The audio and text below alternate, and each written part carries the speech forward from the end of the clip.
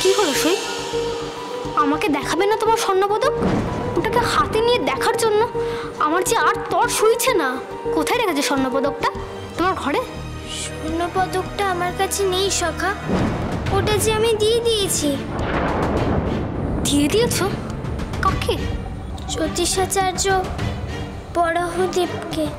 তুমি বরাহদেবকে হারিয়ে স্বর্ণপদক জিতে তুমি পদক বরাহদেবকে দিয়ে এলে? এতক্ষণ ধরে যে বললে আমার অপমানের বদলা নিয়েছো তুমি, এই তোমার বদলা নেওয়ার নমুনা? আমার অপমানের বদলা নিতে গিয়ে যে আমাকে অমনভাবে অপমান করেছিল তাকে তুমি পুরস্কৃত করে চলে এলে। বাহ বাহ সই, আমার আর কিচ্ছু বলার নেই তোমাকে।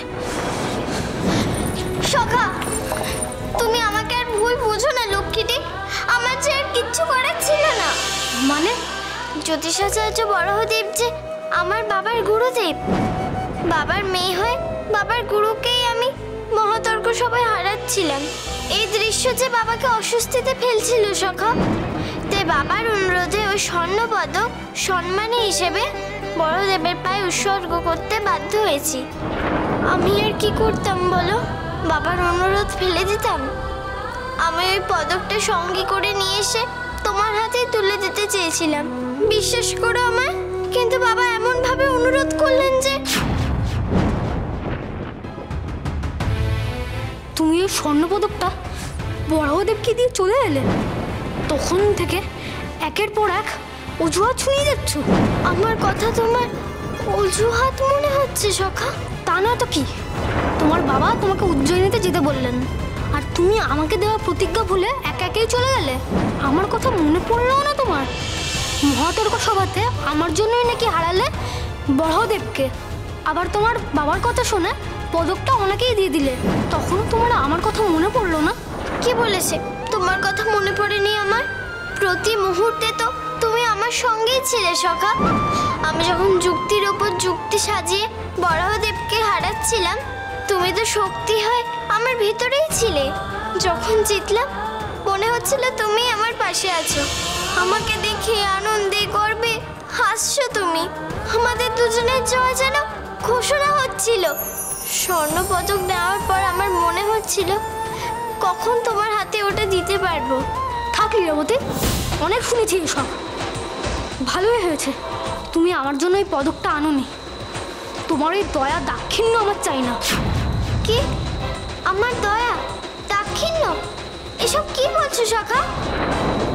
ঠিকই তো বলছি, দয়াই তো। তোমার জয় আমি ভাগ বসাতে যাবো কেন? ভিক্ষের দান আমি চাই না। তোমার জয় আমি ভাগ বসাতে যাবো কেন? ভিক্ষের দান আমি চাই না।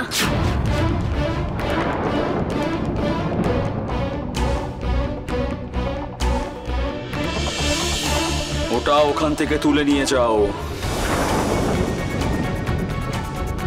জ্যোতিষাচার্য বরাহদেব কখনো কারোর ভিক্ষার দান গ্রহণ করে না। সেই এক কথা, অবিকল একরকম কথা তুমি বললে সখা, যেন শুনে মনে হচ্ছে উনি বললেন। উনি? উনিটা আবার কে? জ্যোতিষাচার্য বরাহদেব। জ্যোতিষাচার্য বরাহদেবকে আমি যখন ওই স্বর্ণপদকটা দিচ্ছিলাম তখন তিনিও ঠিক এটাই বলেছিলেন, তুমি যেমন বললে ঠিক এই সুরে। তুমিও কেমন বরাহদেবের মতোই কথা বলছো সখা, যেন ওনারই ছায়া। একই রকম রাগ, অভিমান। বরাহদেব বরাহদেব আর বরাহদেব, তোমার মুখে ওই একই নাম। আমি আর সহ্য করতে পারছি না সই। একদিন দেখো ওই বরাহদেব তোমার কাল হবে। মিলিয়ে নিও আমার কথা।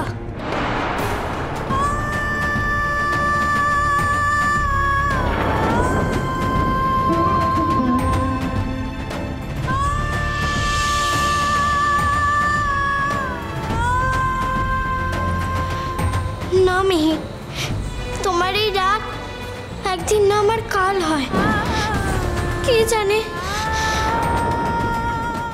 খনার কাহিনী সোম থেকে শনি সন্ধ্যে 7:30টায় আকাশ আট ও প্ল্যাটফর্ম 8-এ।